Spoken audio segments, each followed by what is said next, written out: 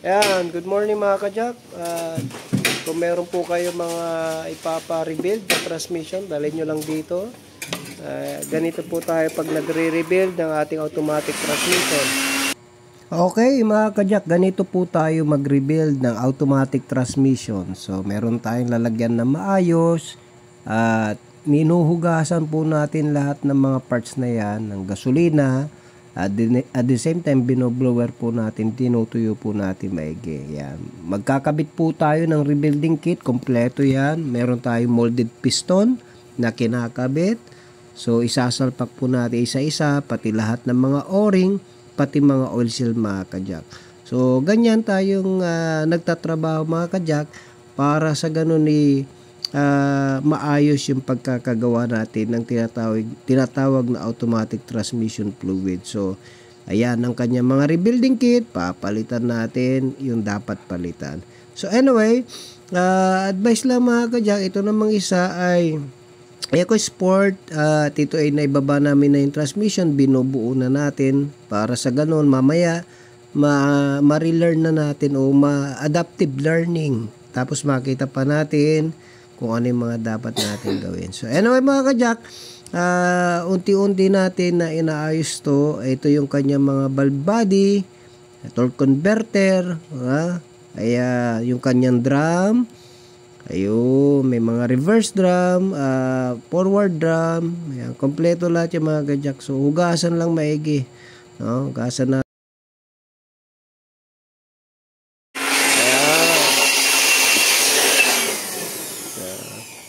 Binubuo na yung ating mga drum. Ayan. Para malinis na malinis. Yun, nalinis na ito lahat mga kajak. Talagang hinugasan natin ang maigi yan. Ayan. So, ayan mga kajak. Kahit kasulok-sulukan mga o-ring, sprag clutch, pinapalitan natin ang mga kajak para sigurado tayo, sureball tayo sa ating ginagawa. Yun. Kita nyo mga kajak, oh. Hindi lang po natin basta nire-rebuild ang transmission. We make sure na maayos ang pagkakabit natin at saka maganda quality. So inquire lang po kayo dito mga kajak at talagang sigurado yung trabaho natin. So ayan mga kajak, yung kanyang pump, transmission pump, binabalik na natin, halos nabuo na natin loob. May yung kanyang valve body na lang. Ipitan na lang natin. Okay na. Buo na. Sasalpak na lang natin. Sasalpak na lang natin mga kajak at malinis na. So, nabuo na natin. Torque converter, lalagyan natin ng bago. Nilis natin luma. Sasalpak natin. So, kita nyo mga kajak, yung ating transmission, talagang malinis na. So, nandito naman na tayo sa ilalim at ibabalik na natin yan para sa ganun ma-test drive na natin kung wala nang problema ang transmission na ito. So, mag-ingat lang po sa pagbabalik para sa ganun ay maisalpak na maayos. So, unti-unti natin dyan. Ayan, yung mga nakasabit na harness, itabi nyo muna. And then i-jack na lang natin, no?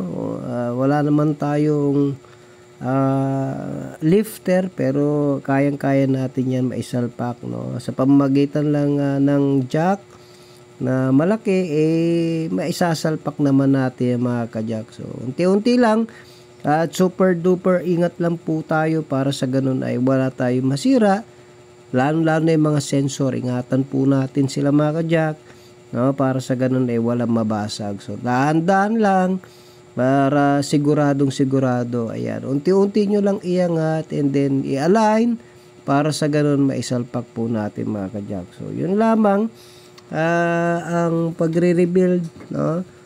Gaya ng sinasabi ko, pagka nagre-rebuild tayo mga kajak, talagang pinapalitan lahat natin yung mga pyesa sa loob.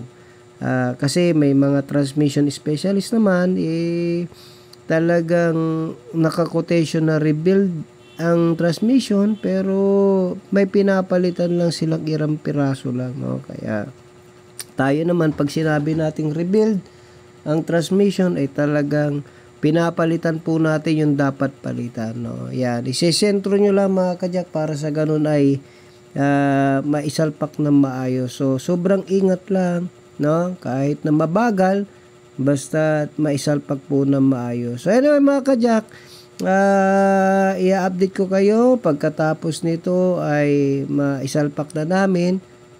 Ito po ay napakalakas ng kaldag, no? Kasi yung kanyang molded piston ay talagang singaw na siya.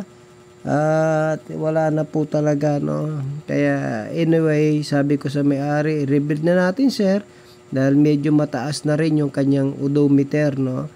Kaya ayan mga ka-jack, isasalpak na ng mga kasama natin at i-align lang na maayos para sa ganun ay hindi tayo mahirapan para pagsasalpak ng ng transmission na yan mga ka-jack. So yun lamang. Nawa meron na naman kayong natutunan, no, mga ka-jack, sa ating pagre-rebuild ng automatic transmission. Hindi man natin lahat nakuhanan, pero hopefully meron man akong naibahagi sa inyo mga ka-jack. So yun lang muli, and then update tayo pagka natapos na. Jack of Voltage Auto Care, the shop that cares for your car. God bless you mga ka-jack. Ano, kailangan tanggalin mo na yan? Ang tanggalin muna. Mahapoy na po ba? Mahapoy na kayo. Ay, si Kuya Kit. Okay, nasusunog na yung rush, ha?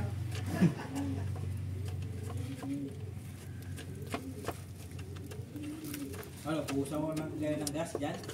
Maya-maya na. Ng gas. Pagkabuhos, ayun ang apoy oh. Uy, sa mga bolt ha? Gagapang lang naman yung Pusod. Ay, tulak. tulak. Oo. Sopa. Sige. Angat. Angat. Angat. Angat. Angat. Angat pa. Sige, angat pa. Sige, angat pa. Ups. Angat pa konti. Yan. Sige, try mo. Angat mo pa konti. Konti lang ah. Excuse me. Excuse nga. Excuse me. Ayan. Guy, lagyan mo ng bolt. Saan yung bolt natin? Wait lang. Tignan ko muna kung pasok. Tignan mo muna kung pasok. Ano ba sir?